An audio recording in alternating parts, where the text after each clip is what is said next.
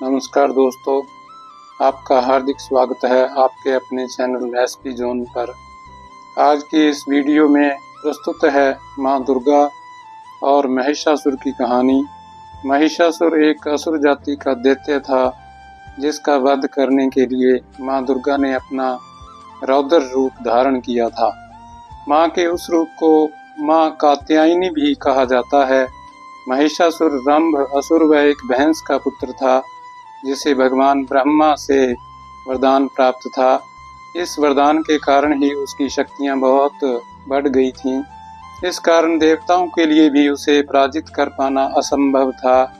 तब जाकर माँ दुर्गा ने जन्म लिया व महिषासुर का वध किया था। आज हम माँ दुर्गा और महिषासुर का युद्ध और महिषासुर वध के बारे में ही जानेंगे। महिषासुर के पिता का नाम रंभ था, जो असुरों का राजा था।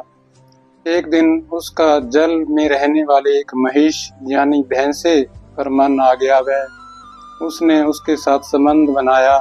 दोनों के मिलन के कारण ही महिषासुर का जन्म हुआ।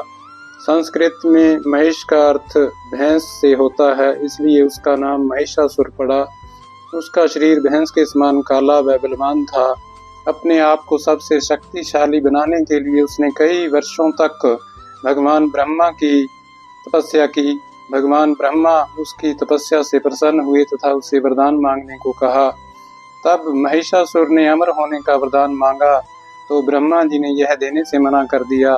तब महिषासुर ने अपने अहंकार में किसी भी देवता या दानव से नहीं मरने का वरदान मांगा। उसने अपने इस वरदान में महिलाओं को तुच्छ समझा व अपनी मृत्यु में उन्हें नहीं मांगा।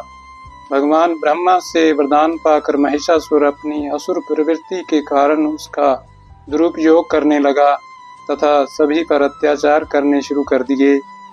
उसके अत्याचार से संपूर्ण मानव सभ्यता तथा देवता आतंकित थे। वह बेवजह मनुष्यों को मारने लगा तथा देवताओं को तंग करने लगा। इससे चारों ओर अधर्म की स्थापना हो गई। वह धर्म का कोई मूल्य नहीं रहा। पृथ्वी पर आतंक मचाने के बाद उसने इंद्र की नगरी अमरावती पर भी आक्रमण कर दिया। वह सभी देवताओं को पराजित कर दिया। उसकी असुर सेना के सामने कोई नहीं टिक पाया था।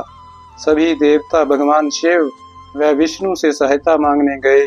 तब दोनों ने देवताओं के साथ मिलकर महिषासुर की सेना के साथ युद्ध किया, किंतु महिषासुर को मिले वरदान के फल स्वरूप वे भी उसे नहीं हरा सके।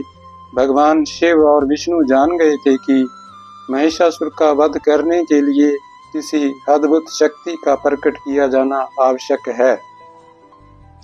इसके फल स्वरूप ही माँ दुर्गा का जन्म हुआ था, जिन्होंने महिषासुर के साथ युद्ध कर उसका वध कर दिया था। तब त्रिमूर्ति भगवान ब्रह्मा, विष्णु व महेश ने मिलकर एक योजना बनाई, जिससे कि महिषासुर का उसकी सेना सहित नाश हो सके। इसके लिए तीनों ने अपने क्रोध से एक तेज उत्पन्न किया तथा सभी देवताओं ने भी इसमें अपना अपना योगदान दिया। यहीं से माँ दुर्गा और महिषासुर की कहानी शुरू होती है।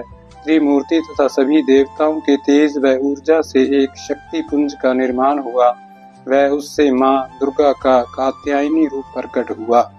यह रूप अत्यंत भयानक था, जिसके 10 हाथ थे।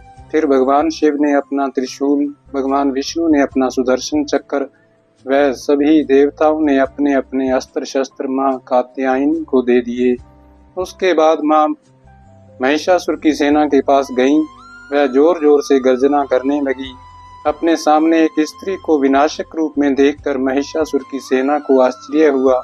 महिषासुर के साथ असुरों की पूरी सेना भी थी, जिनमें करोड़ों की संख्या में असुर थे, तो दूसरी ओर माँ दुर्गा अकेली। किंतु माँ दुर्गा ने शत्रु सेना में त्राहिमाम मचा दिया। सिंह पर बैठी माँ दुर्गा की गर्जना ही इतनी भयानक थी कि उससे चारों ओर भय का वातावरण पैदा हो गया।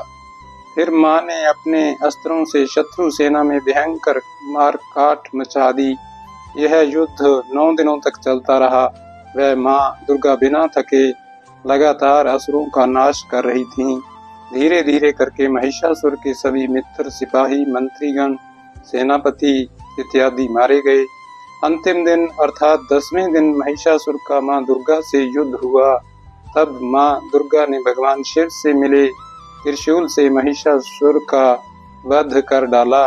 इस प्रकार माँ दुर्गा के प्रचंड रूप ने महिषासुर का उसकी राक्षसी सेना सहित संपूर्ण नाश कर डाला।